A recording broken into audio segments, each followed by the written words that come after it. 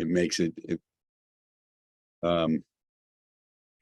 where we're experiencing a heat wave like most of the country.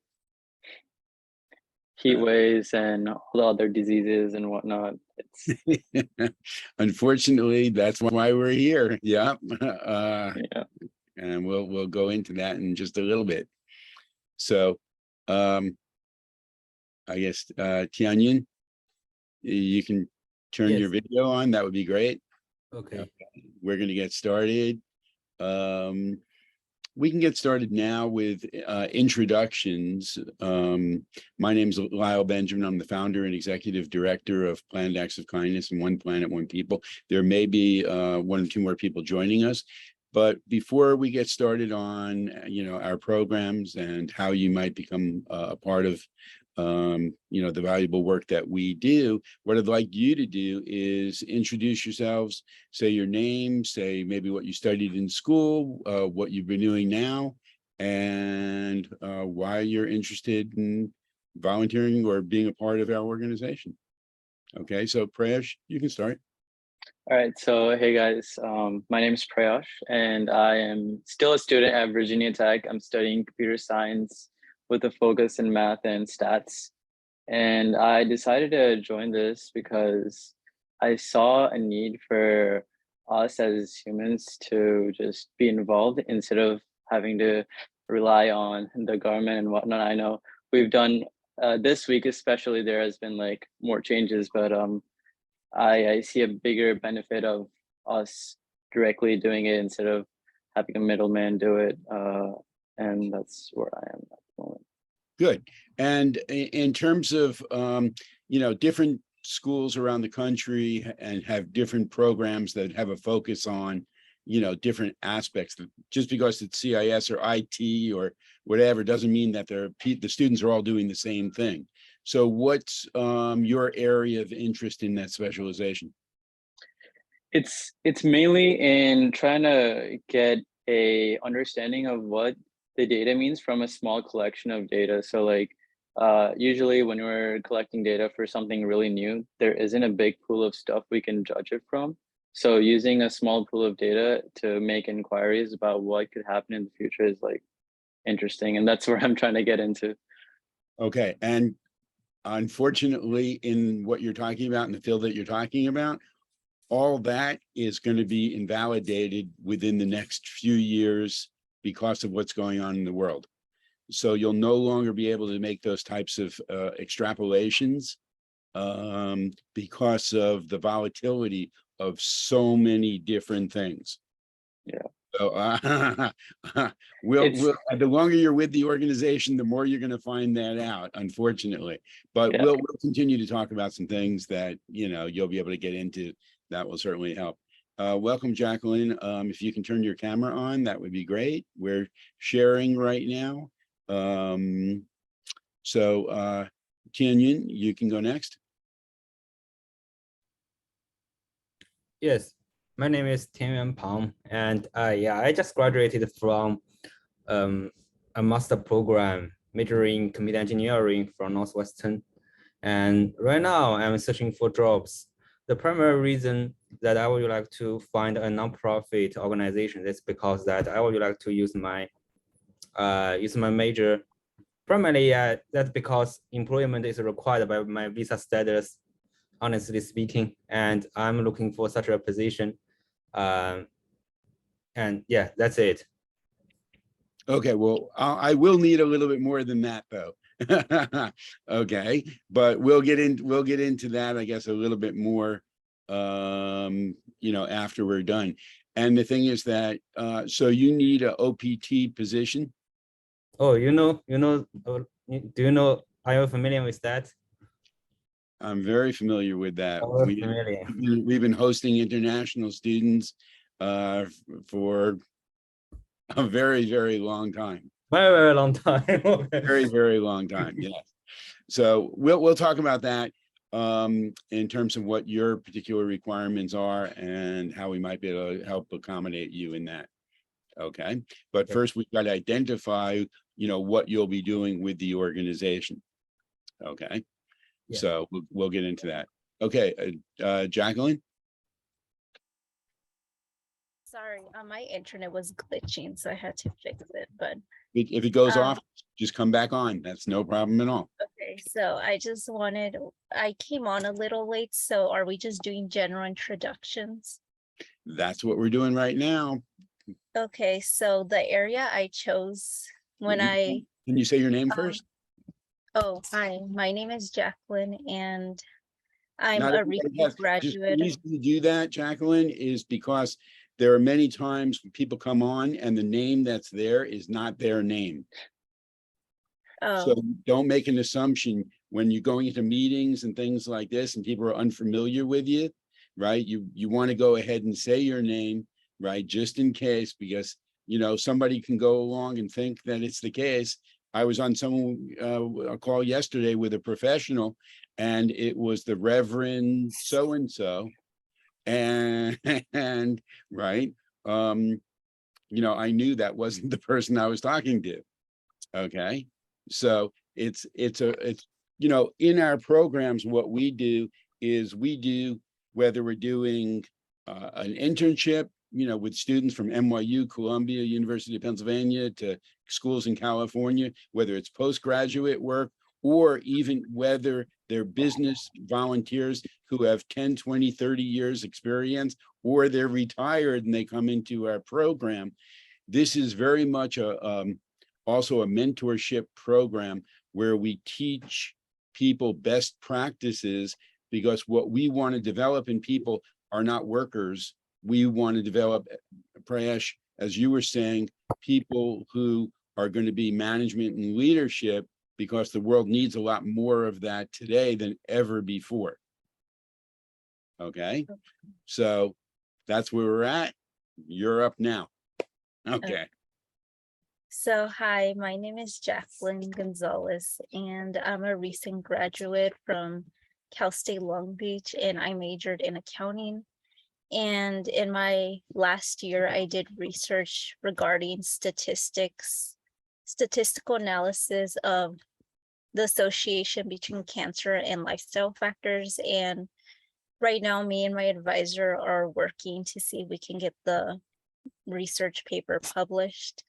And I was very interested with this organization because of the different research areas they offered, like data mining and statistical analysis, because most other organizations I've seen don't really offer diverse areas like this one. So I was just interested because I did my thesis regarding statistical analysis where I had to do multi-variable linear regressions in Minitab.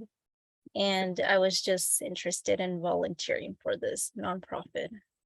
Okay, very good. So I'm going to go through, and again, my name is Lyle Benjamin. I'm the founder and executive director of Planned Acts of Kindness and One Planet, One People. And what I'm going to do is I'm going to do a little bit of show and tell on some of the programs that we have and the goal is for you to take a look at these and see what really resonates with you. We're not going to go ahead and tell you to go into a particular area and that's where you're going to stay. We want people to come in, right, and be really excited about the work that they're doing and understanding that they can have a much greater impact on the world than they ever thought possible. Okay, so the thing is, one of the things that I go ahead and I always ask my undergraduate and graduate students is, think about all the classes you had before you went to college. Think about all the courses you had in college and all the assignments you did, possibly papers you wrote, right? Tests that you took. Did any of them really improve people's quality of life in the real world?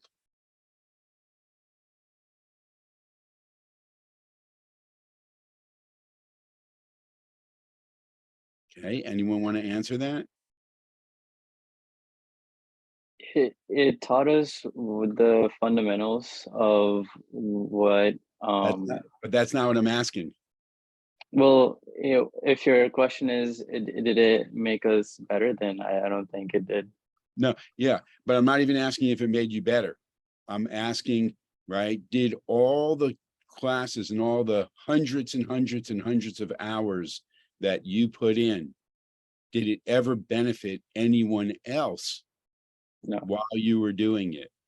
no, it was, That's the problem with, that's one of the problems with education.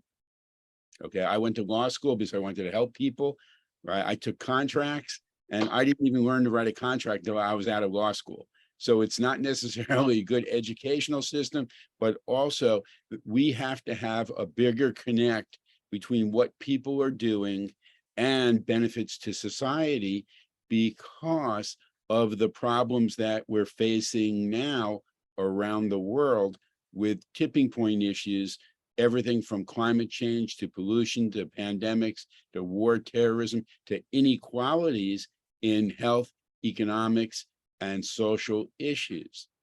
Okay, so what I'm going to do is share with you our programs, and I'm not going to go into all of them. It's going to, you know, that will overwhelm you. Okay, so I'm just going to go into the ones that have to do with basically some of the areas that we deal with data analytics and web scraping, data mining, database management, you know, all those things. Okay, so make a mental note or take, you know, jot down some things that are of interest to you, and then we'll be speaking individually at a different time to go more over your background and your interests so we can set up a custom program. Okay, now the thing is, when this is, you know, even whether you're volunteering or whether you're doing an internship, okay, it, you know, it costs us a lot of money to go ahead and to help you raise up your skills so that you can be more professional and more valuable to companies when you go into the job market. And the thing that we ask of the people who come in is that if they're going to volunteer, the work that we're doing is very important. So if you're just doing this, you know, for a few hours a week, or you're going to stop when you get a job, this might not be the right position for you. Okay, we always, you know, we ask people, right, that even if they do get jobs, right, that doesn't mean that they can't volunteer or they can't still do their internship, because many people work more than one job and still go ahead and be of service to other people. So we're making a commitment to you in order to give you the position and educate you in actually a lot more than just your particular field. You're going to get a lot of training in what makes a very good manager and leader, because that's ideally where you want to be if you want to have quality of life. Okay, so enough of that. Let me go ahead and share my screen, which may be a little bit messy. And I'll go back to the beginning. Okay, this is a book that I've written. It's called The One Book. We're actually launching the book next month in September. It's called One, the Fight for Survival of the Human Race. And it's your guide to the collaborative programs and initiatives needed to help solve social, environmental, and economic issues on a local to global scale at your company, faith-based or nonprofit organization, government agency, school, network, or home. Okay, so that gives you a little summary of the book. And I'm going to skip a lot of pages here. Okay, until we get to the programs that we do. So everything we do is fully aligned with the United Nations 17 Sustainable Development Goals. If you don't know what those are, that's not a problem. But basically what they do is they deal with all quality of life issues. for people around the world. Our programs are based on collaboration between people, institutions, and countries, and are built on the principles of civility, equality, action, inclusion, sustainability, and like we said, quality of life for all. And they're fully customizable and scalable, which is what really makes the systems work. Now, right, I'm going to assume, right, that most of you speak more than one language, and you might not have even been born in this country. So, who was born in this country? Raise your hand. Okay. Who speaks more than one language? Raise your hand. Who speaks 2 languages only? Who speaks 3 languages? Do we have a 4? Who speaks 4 languages? Okay. So most of you speak a lot more languages than I do. I'm still working on my English, and I was born here. So you're way ahead of the game. But you might have come from a different country, or your parents might have, or grandparents might have. And depending on what you're doing with our organization, you may have the opportunity to go ahead and work on some programs that go back into that country in order to help people there as well. And if you're interested in the global aspect of what we do, you know, that's something that you'll share with me later, and we'll see how we can go ahead and make that happen. So one of the things that we're doing to go ahead and address the problems of the world is because we are at the tipping point for humanity. And this decade is going to determine quality of life for billions of people on the planet. And we've been using a fractional approach to solve the global problems, and it simply doesn't work. That's why the pandemic is still running rampant, you know, all over the world. That's why millions and millions of people have died.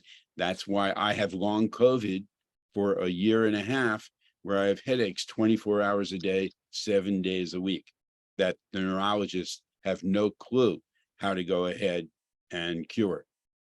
So the thing is, we've got to collaborate to succeed. We've got to collaborate to survive. So I just read an article the other day from a doctor here in this country who was originally from India. He went back to India, as he does every year, but this year he went back because he wanted to also see what are the effects of heat, which has been rising around the world because of climate change, on the Indian population. And his conclusion was that over 1 billion people are going to be at risk in the coming years in India, because 50% of the population works outside. Only 4% of the population has air conditioning. Okay. And the heat is also creating, right, not only energy problems, but water shortages, right? It's ramping up pollution. And if you take and extend what an issue can do, then you're going to have basically conflicts over scarcity. And that's going to spill out into other countries. And it's going to be a global disaster. Okay.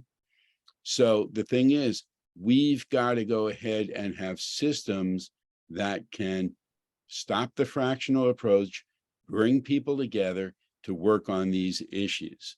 And this is one of the ways that we're going to do it. And these are called collaboration think tank cycles. I've developed what's called the collaboration think tank network, which uses the system where we're going to bring in influencers and institutions, and we break them into teams based upon their interest in those 17 sustainable development goals. And then for each of those SDGs, we identify what are the objectives that we have to achieve. What are the problems associated with those objectives? And the solutions come from research. They come from data analysis, and they come from the scientific realm, from business, from government, and from the academic arena. And they have to be actionable solutions, both for the 5 groups of individuals who can do behavioral change, right, and work from the bottom up, as well as the institutions which can go ahead and implement things to benefit people from the top down.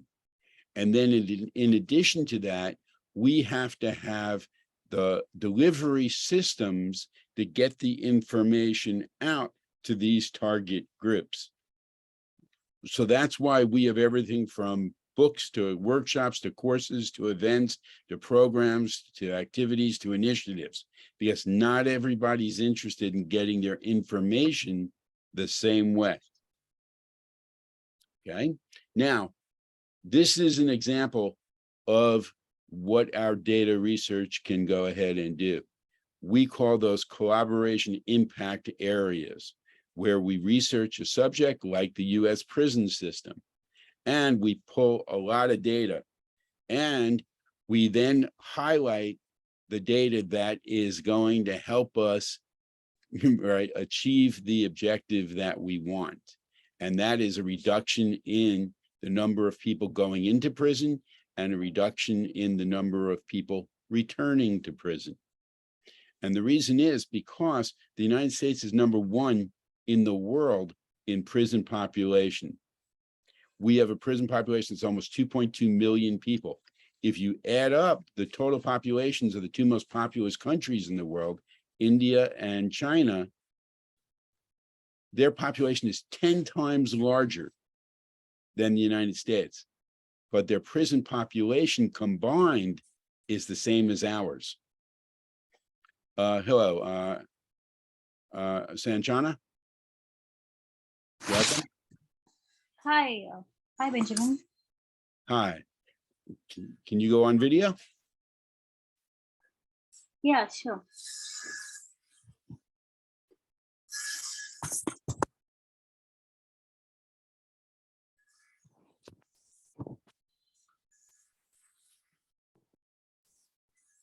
Okay, so you missed a little bit.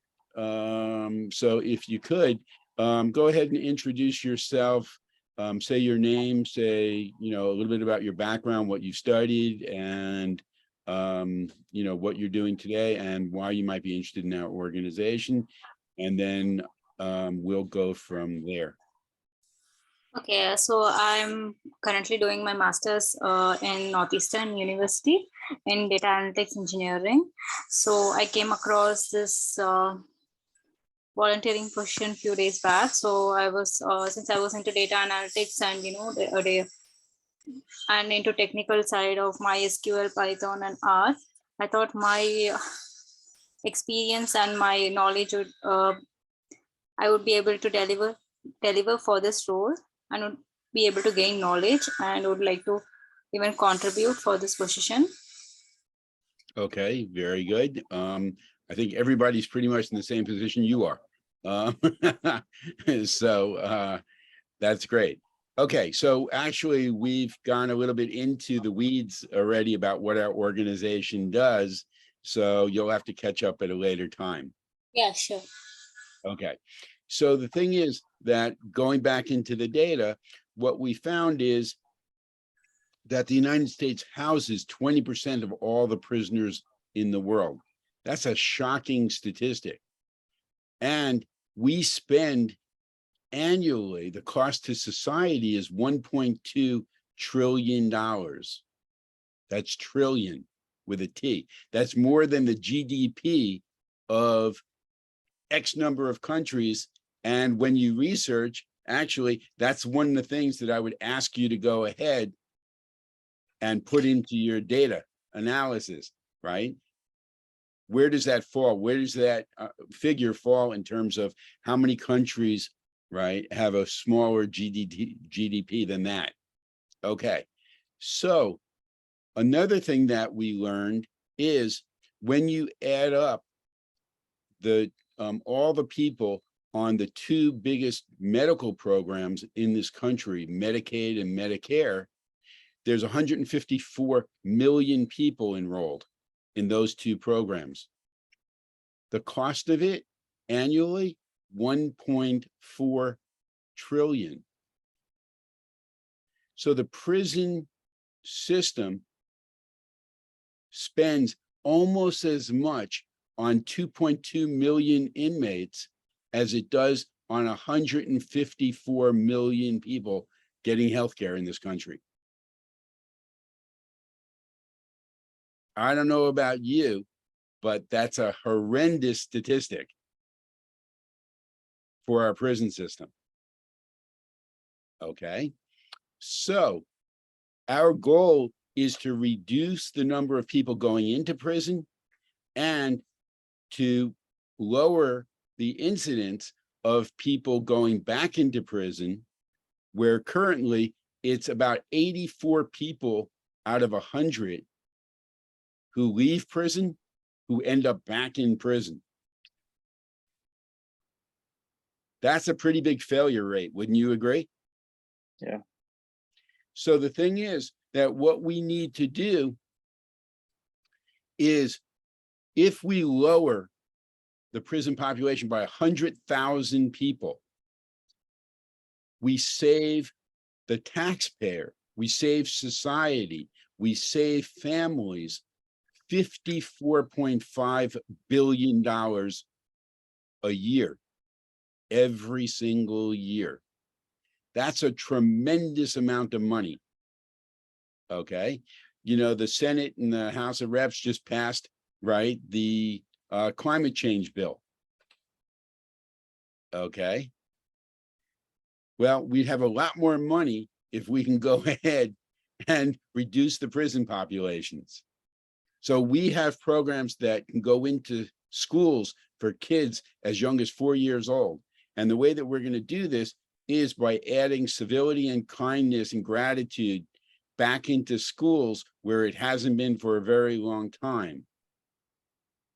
And what that will do, along with our other programs, our club program, our career track management program, right, our training programs, our social programs, which can go for people for every stage of their lives. We have programs that go into homes, that go into schools, that go into faith-based organizations, NPO, NGOs around the world, government agencies, and businesses. So what all this does is provide a support system for people like you and I, and it helps them do the two things that lead to a happier, healthier life. And that is have better relationships and a greater sense of community ties. And when you do these types of things, what it's going to do is it's going to have a reduction in gun and domestic violence, in racism, religious, gender intolerance, in substance abuse, in loneliness, isolation, anxiety resulting from that. So there's less suicide attempts, less suicide. That's a tremendous impact on society as well. And the benefits are that the people who will go through the program would never even conceive of picking up a gun to go ahead and do harm to other people. So those are some of the things that your data might be contributing to benefit society. So in our collaboration think tank, which is launching this fall, we also have collaboration volunteers, and they can volunteer in 4 different areas: data and analytics, right? That's what you four are here for. Okay, meetings and events, marketing and public relations, and business development. So the objectives are to prevent the tipping points, help plan and achieve all 17 of the United Nations SDGs, improve quality of life for kids, people, and the planet. And then, like I said, we do a lot of research, we do a lot of analysis, and we did it on climate change issues in the United States, everything from hurricanes to floods, electrical outages, drought, fires. And what I realized was that when we did this 20-year period up to the most current data, was that for the first 16 or 17 years in these areas, right, the uptick in incidents wasn't that pronounced. But in the last 3 to 4 years, there has been a tremendous escalation, so much so that in some of these areas, the cost to society in those 3 to 4 year periods was as great as in the previous 16 years. So if we're dealing with companies or government or people that don't think they're going to be impacted by these issues, we have the data that says otherwise. And if you think it's going to be business as usual 5 years down the road, it's not going to be, because we're just getting tastes of what this is like now. Supply chain shortages. Okay. Shipping containers stuck in ports, right, for months where they can't even offload their goods, right? Inflation at the highest level. Okay. And you might have a business where your business is okay, but your personal life has been affected because your area might be flooded or under drought conditions or under heat conditions, and you might not be able to do business as usual. So this is why the work that we're doing is tremendously important. Okay. And let's see, I'm just going to skip through a lot of stuff. Like I said, for those of you who are familiar with something called karma, what I did in our program was I gamified karma. So there are 4 different achievements that you can do during the course of the month, and then you can level up. And then based upon what you do, you can earn acknowledgement, recognition, and rewards. And this forms the basis of a lot of programs. And then we have, this is our internship mentorship program, where we do over 50 different disciplines, but we add in communication, business, marketing, management, office technology, research, problem solving, and time management, because these are the skills that you really need to be successful and move from a worker mentality, which is what school teaches us, into management and leadership.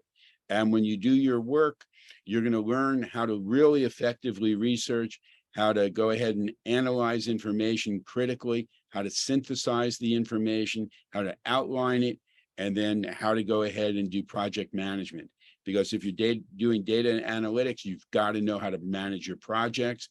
And we get master students, right, postgraduate students in our programs that don't know how to set up for project management. It's not taught effectively. So we have our system, our proprietary system that you'll learn. It's called the Pomoro system. It's project management, right? And then the 4 components are, you've got to learn how to go ahead and define what your objectives are. You've got to know how to research properly. You've got to know how to do line item outlines, and you've got to know how to go ahead and do spreadsheet usage for project management. So you will learn that, no question about it. Okay, and this is the same program that we're going into companies actually around the world with, along with some other educational programs that we have, that we're charging a lot of money to these companies so that they can have the system for their employees, so that they really level up their people. Okay. So we have management and leadership training. We have career track management certification courses. We have financial literacy and planning. We do a lot of analysis in this. I've written a book called The Working Dead, which goes into why we have such a financial crisis in this country and how the institutions really play into that, and how the information that we're given as workers really isn't to our benefit. It's to Wall Street's benefit. It's to the company you're working for's benefit. It's to the government's benefit. but it's not to yours. So you've got to know how money really works. And even if you, excuse me, even if you majored in finance, economics, or business, and you got your master's degree at a top university, you still don't know how money works because it's not being taught. So we actually have a course called Money Matters Mastery that teaches. We also have programs that can be adopted by organizations and companies in order to give their workers better quality conditions. And that's called our work-life balance initiatives. And then we have other programs that use data as well. Project COPE is a health, happiness, and wellness program. And if you can, the people who are not on video, I would really appreciate it if you are on video, okay? Because if you were doing an interview at a job and you were being considered for a position, you wouldn't do that. It's really not respectful. So, you know, I'm taking the time to be here, and I appreciate the people who I'm talking to are a little bit engaged. And this is something that, you know, if you got a problem with your computer or whatever, then you text and chat and you say that. But otherwise, you know, we do a lot of our work with you, our mentoring, right, on video, on Zoom. Okay. So what we find is students really don't know how to be as professional as they need to be. So they're not getting the jobs that they want because they're not going ahead and putting out the right body language, the right expressions, everything. I just was asked by an associate who's in structural architecture for IT for the city of New York. She's got 3 master's degrees and she's at a very high level position, but she's being considered for another position. And she called me and said, hey, you mind if you go ahead and do some leadership coaching with me? And I said, sure. So, you know, I spent about 40 minutes with her on Zoom, and she was like, wow, that's really a good idea. Oh yeah, okay, so that's how I should answer that? Oh, that's better than what I was saying. Okay, and the thing is, you know, you're here to go ahead and you say to be a benefit to the organization, we're here to be a benefit to you. Okay, so we're going to tell you the things that your professors didn't tell you, but you need to know. All right, so that said, thank you for going ahead and being engaged. Okay, because I'll only deal with people, right, who are respecting the organization and myself. Okay, so thank you, because I'll always show you the same courtesies. All right, so Project COPE is a program that I created. It's a health, happiness, and wellness program. And what happens is people come in and they take a assessment, which is they answer a series of questions, and that gives them what's called a baseline health, happiness, and wellness score. Then using planned acts of kindness and the 4 different activities in the Karma Club, planned acts, engagement, volunteerism, and support, the app will track what they've done. And at certain time intervals, they go ahead and retake the assessment. And over time, what we want to do is plot how they're doing their planned acts of kindness will affect their health, happiness, and wellness score. So the more planned acts they do, the more engagement they do, the better their health, happiness, and wellness score is. And this is something that's quantifiable that we're going to be reporting right to them, and then doing pooled data to go ahead and report to government agencies, institutions, other NPO and NGOs, and schools around the world.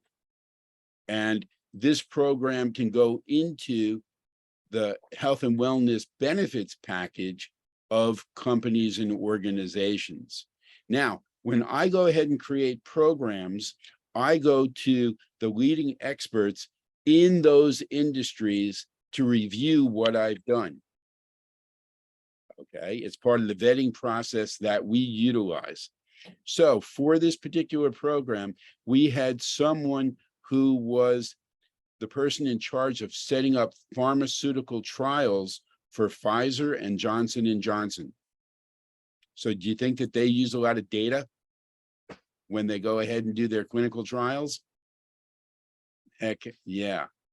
So the thing is, she went ahead and, worked, reviewed, and one day when we got together on the phone, she was laughing, and I was like, what's going on? And she said, I work, at the highest level of these pharmaceuticals, and they pay me a tremendous amount of money to go ahead and do what I do, to set up these trials. And you went ahead and designed a program that doesn't use drugs, but really benefits people at a foundation, at a fundamental level.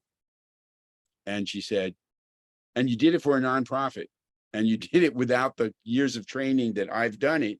And she said, this is just an absolutely great program that's going to have a tremendous impact on people's quality of life. So these are the things that you'll have the opportunity to go ahead and work on. We've also partnered with an award-winning architectural and environmental company that's out of Asia. They built the headquarters for Microsoft in Shanghai. They've done work for Apple Computer, General Electric, lots of financial institutions, as well as luxury brands like Tiffany, Gucci, Calvin Klein, entertainment companies like Sony. And we formed a new company called Threshold Architects and Sustainability Partners. And we're developing what's called work-life balance hubs that incorporate technology, but also our social programs, so that we can benefit people's quality of life who are working for companies around the world. We also go ahead and we deal with sustainability issues, climate change, air, water, noise pollution, energy consumption. And the thing is that in order to do some of these things, you really have to go ahead and know what the data is that's coming in from the organization, so that you can go ahead and apply the best solutions. So we provide the solutions as well. And we're also forming what's called a One Green World EduMart, where we're locating environmentally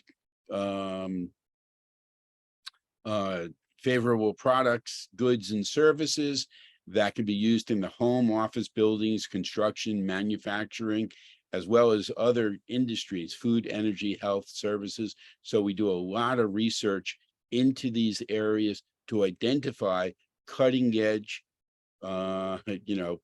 goods and products that then can be spread out around the world, so that companies can incorporate them into their production.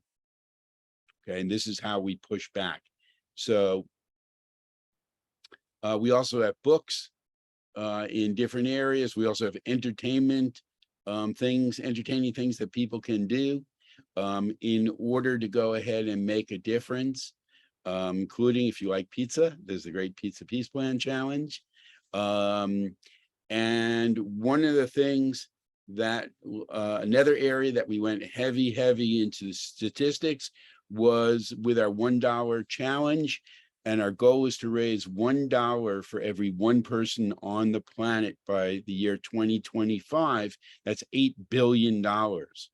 And the way that we're approaching it is that we did research into basically wealth and economic inequality in the first 9 months of the pandemic. And what we found is that billionaire wealth increased, and it almost doubled during the pandemic.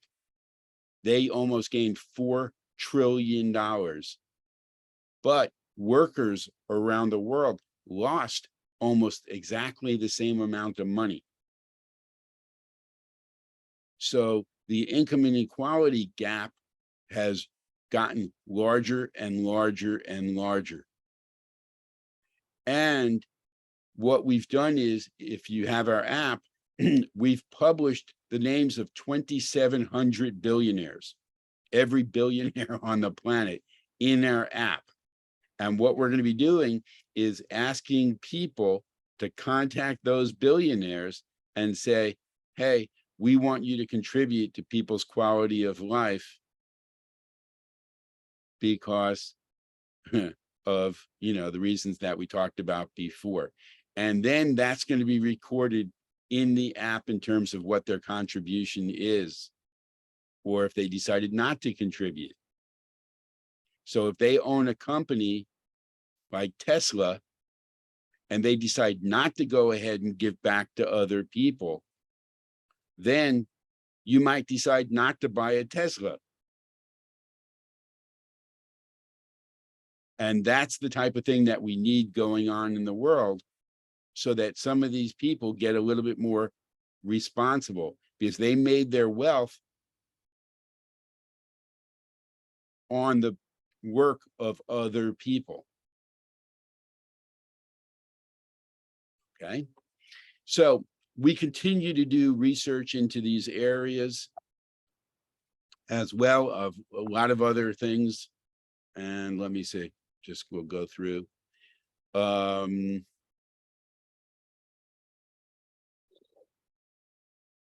So this is just people who have participated in the program. We've got hundreds and hundreds and hundreds of photos of supporters. We're supported by Google with a Google grant, Simon Property Group, which is the largest property holder in the United States. We've been vetted by the Peace Corps and recommended United Nations. Like I said, our schools, we've been approved by Harvard, MIT, University of Columbia University, University of Pennsylvania, all the Ivy League schools, all the way out to California, Florida, and whatever for their students. We've been in the media, and we've got lots of other programs. We've got a great management team. That's just a fraction of it. So, and if any of you play ping pong, I do play, but we're shut down because of COVID. So I'll have to wait till another time. But okay, so that's a little bit of a synopsis of what we do and why we do it and the importance of what we do. And the thing is that when you come in, what you're going to do is, like I said, we're going to meet individually. We're going to talk a little bit more about your background and what programs are appropriate for you. And what we're going to do is make what you do quantifiable. Like you saw in the information, there's 5 different areas that we deal with data analytics and data management. What we'll do, depending on the time that you're going to put in, we like to go ahead and have people work on more than one program so they get more experience. Okay, than if you were just doing the same thing over and over and over again, which is what a lot of internships are about. We're not your ordinary internship. When you successfully go through our program, you'll get a certificate of appreciation and completion that you can go ahead and add to your resume. If you're doing an internship, it's a lot more rigorous. There's a lot more hours involved, and it's really a bridge between what you learn for 16, 18, 20, 22 years in school and what you'll be doing in the real world at a high level, because we don't do things for literally 80-90% of the population. We do things for the CEOs, the CFOs, COOs, for the founders of organization, for directors of different departments in government and the United Nations. So the things that we do have to be done at the highest level. And for you all, the learning takes place not from turning in an assignment and then getting a grade and getting a few comments on it. That's not how this works.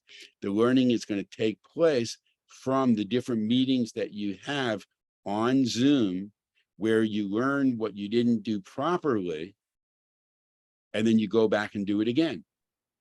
So the learning takes place on the different iterations of what you do, so that the next time you do something, you'll have improved.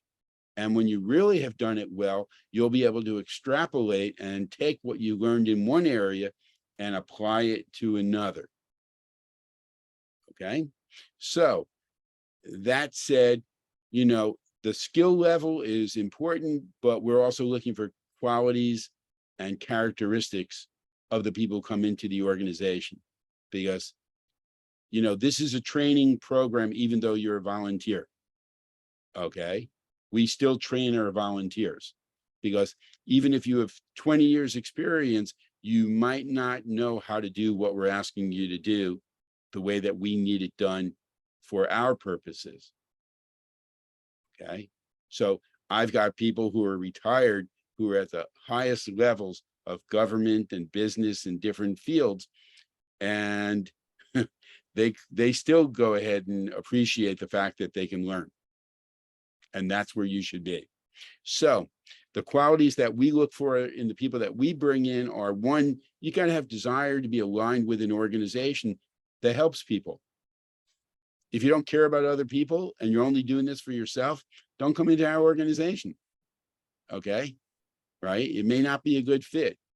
Two, you've got to have determination, because, you know, it's easy to do the things you know how to do. And you all know how to be really, really good students. You've been doing it for a very long time, but you might not know how to go ahead and do what we do to the level that we do it. So you don't get the same feedback from us that you've gotten from your professors. Your professors don't want to be really critical, because guess what? You're doing evaluations of them. And it also reflects upon the school. We will go ahead and tell you whatever you need to know to be the best that you can be. That's why, right, I speak like this sometimes on these calls. Okay, so that you learn, because you might not have heard it in your 20 years of school.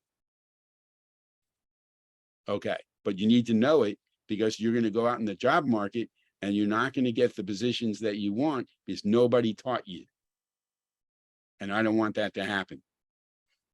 Okay, so 3, you've got to have that willingness to learn. 4, you've got to take action on what you learn. This isn't, you know, where you're learning for education's sake so that you can get through a course, so you can get a grade, so you can graduate. This is because we are using this information in order to benefit people around the world and provide that quality of life. Okay, so, you know, if you're working on something,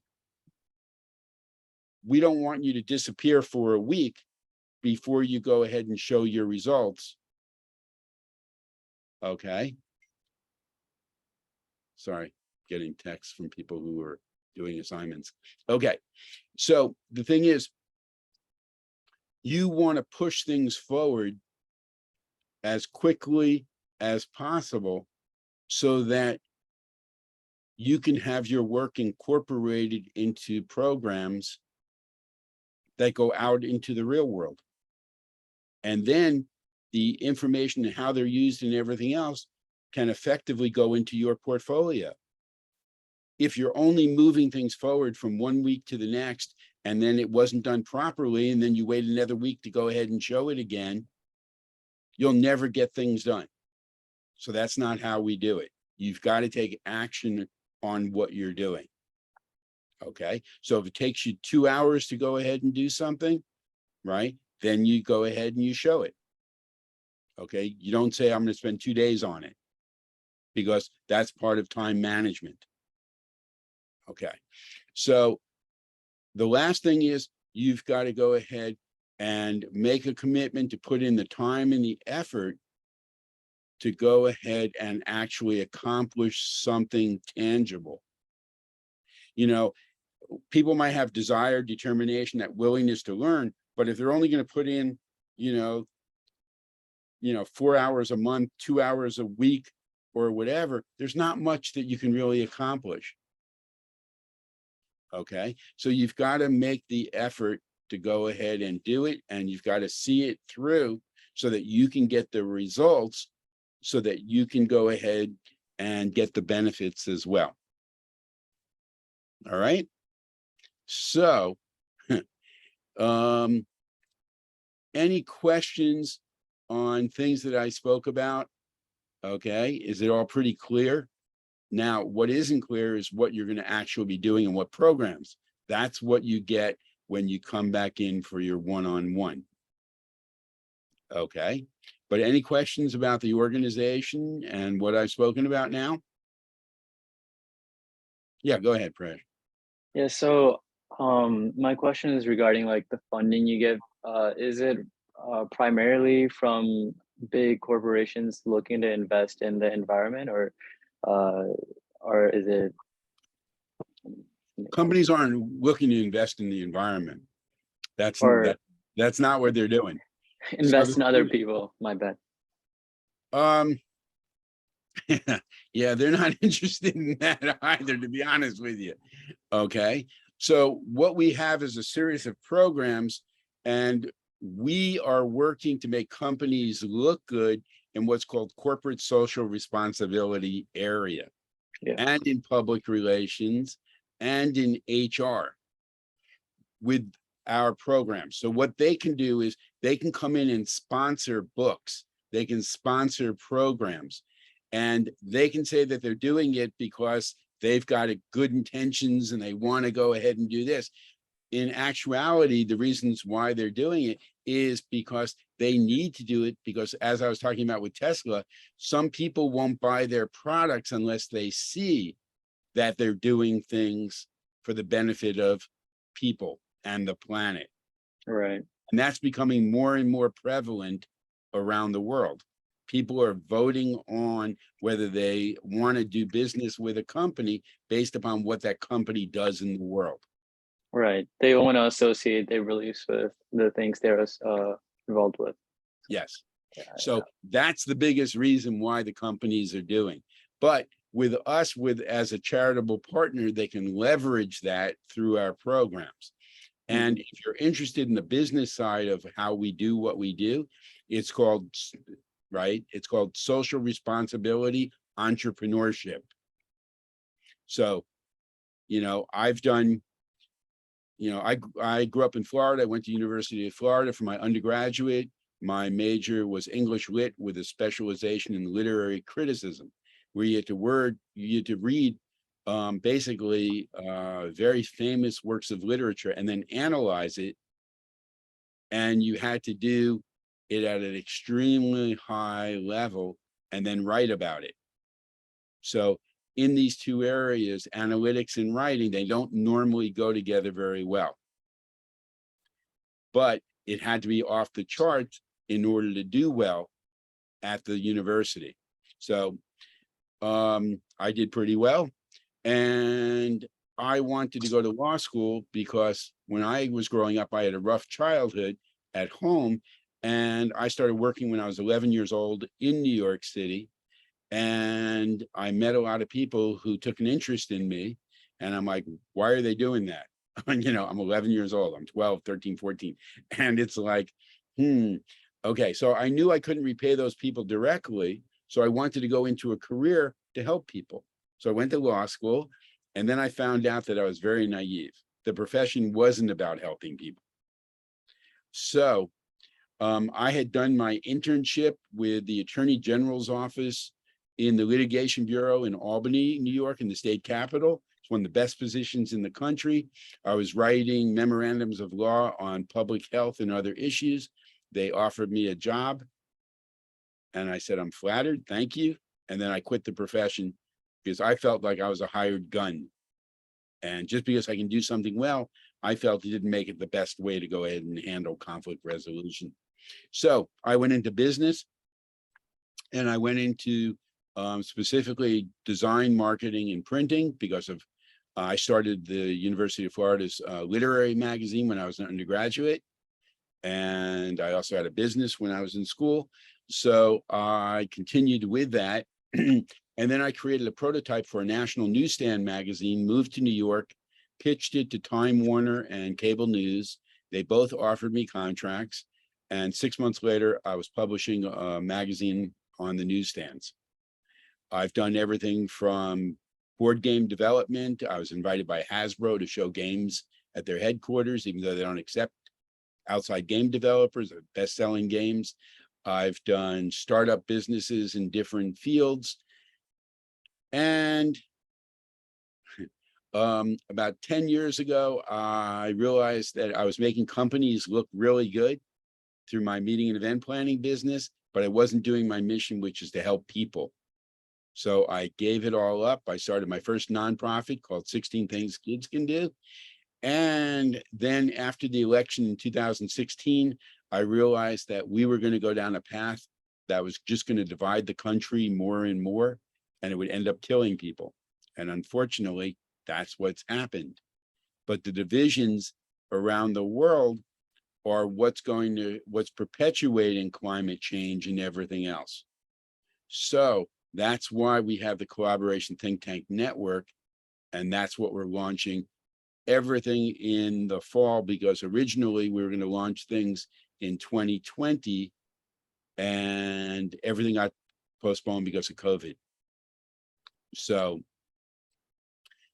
you're coming in at a great time to go ahead and have that impact, to work on a lot of programs that are meaningful, that hopefully will resonate with yourselves and you can be proud of. Some of you, depending on what you do with the organization and everything else, we will see if there's later a transition, because we're looking for people who exhibit leadership and management skills as we scale up that will bring on a more permanent basis. And there's also business development areas and things like this. Okay. But again, right, the people who get promoted in companies are not the ones who are the technicians. Those are the workers. The people who get promoted into management and leadership have those soft skills as well. They know how to communicate. They know the mission of their company. They know how to frame things in terms of marketing. They know how to go ahead and research. They know how to analyze. They know how to go ahead and manage projects and people. So who's interested in learning those skills? Raise your hand. So okay, so 3 out of 4 are right, Tianyin.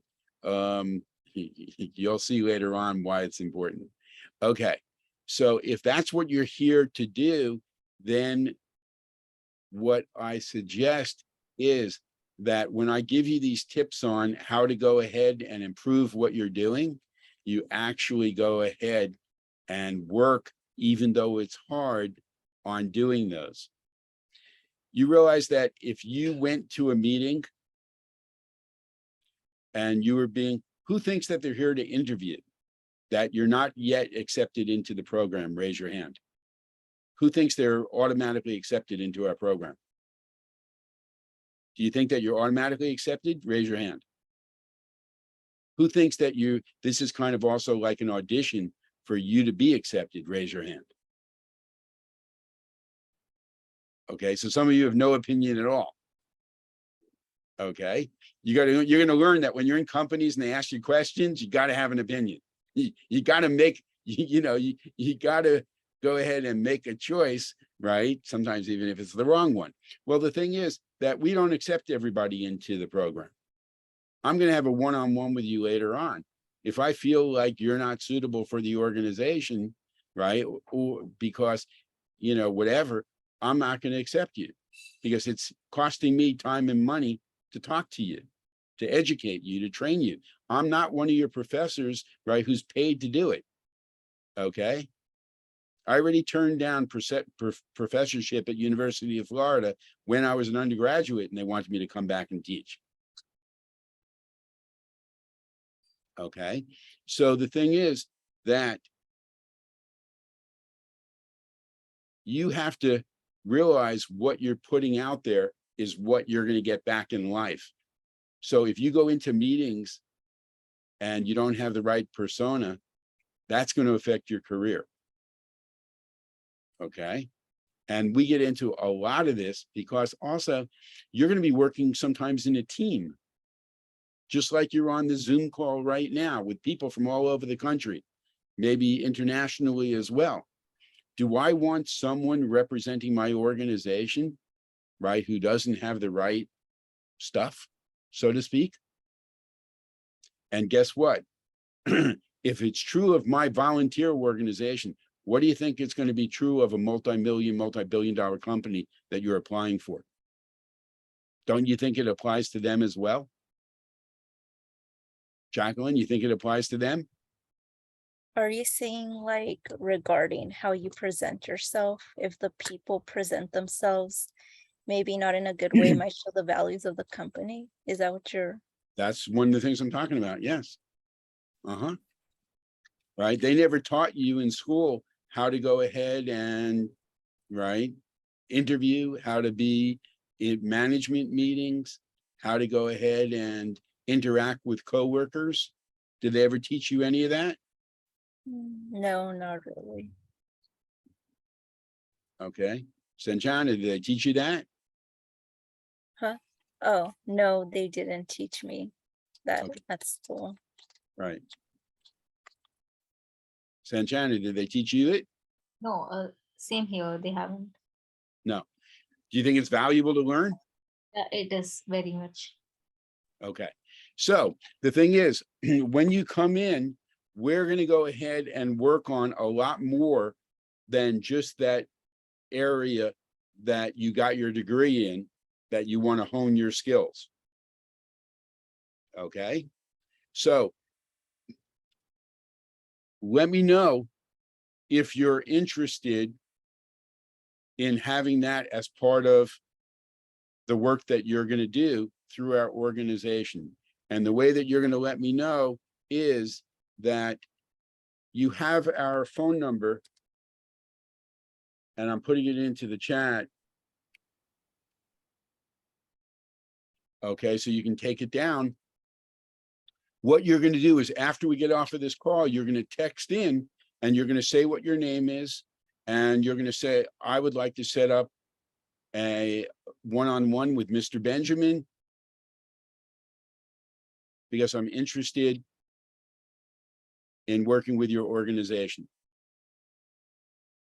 If you do that, then we know that you have the desire and the determination and the willingness to learn, right? You're going to take action on what you do, and you're going to put in the effort to go ahead and be successful. If you don't do that, that's fine. Okay. And then the only next thing that you got to do is show up to your one-on-one when you set up that meeting. And I want a little bit of a change in how you represent yourself on Zoom. Okay. Have you noticed that when I speak, okay, I have a little bit of energy in how I talk.